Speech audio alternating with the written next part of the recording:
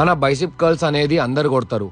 మీ బైసిప్ లో సైజు పక్కన పెడితే బ్యూటీ అనేది అందరికి ఉండదు. ఎందుకంటే బైసిప్ ట్రైన్ చేసేటప్పుడు నీ ఆర్మ్ పొజిషన్ అనేది చాలా మ్యాటర్ అవుతుంది. ఒక్కసారి బైసిప్ ట్రైనింగ్ సైన్స్ ఈజీగా సంజయించేస్తా. ఈ వీడియో లాస్ట్ వరకు చూసేసి. మన బైసిప్ లో ఉండేది 2 హెడ్స్, ఒకటేమో షార్ట్ హెడ్, ఒకటేమో లాంగ్ హెడ్. అదే మన అవుటర్ పీక్. ఇప్పుడు ఆర్మ్ పొజిషన్ గురించి మాట్లాడినా కదా, మన ఆర్మ్స్ మన నడుము పక్కన పెట్టి కొట్టినా లేకపోతే ముంగడ పెట్టి కొట్టినా మన షార్ట్ హెడ్ అనేది ట్రైన్ అయిపోతుంది. For example preacher curls, barbell curls ఇట్లాంటివి. ఇప్పుడు మీలో చాలా మంది కమెంట్ కొట్టొచ్చు, షార్ట్ హెడ్ అనేది మన ఆర్మ్స్ కి సైజ్ అండ్ థిక్నెస్ ఇస్తుంది అని చెప్పేసి. కరెక్టే, కాకపోతే ఆర్మ్ సైజ్ అనేది ప్రతి ఇండియన్ ఆంటీకి ఉంటది. నీ ఆర్మ్స్ కనిపించాల్సింది ఆస్థెటిక్ అండ్ బ్యూటిఫుల్ గా. సో దానికి నువ్వు నీ షార్ట్ హెడ్ తో పాటు నీ లాంగ్ హెడ్, అదే నీ అవుటర్ పీక్ ని కూడా ట్రైన్ చేయాలి. అంటే నీ ఆర్మ్ పొజిషనింగ్ నీ నడుము కంటే వెనకకుండా. దీనికోసం నాకు మేజర్ గా తెలిసినవి 2 వర్కౌట్లు. ఒకటేమో ఈ కేబుల్ ల కర్ల్ చేసే దాన్ని బేసన్ కర్ల్స్ అంటారు.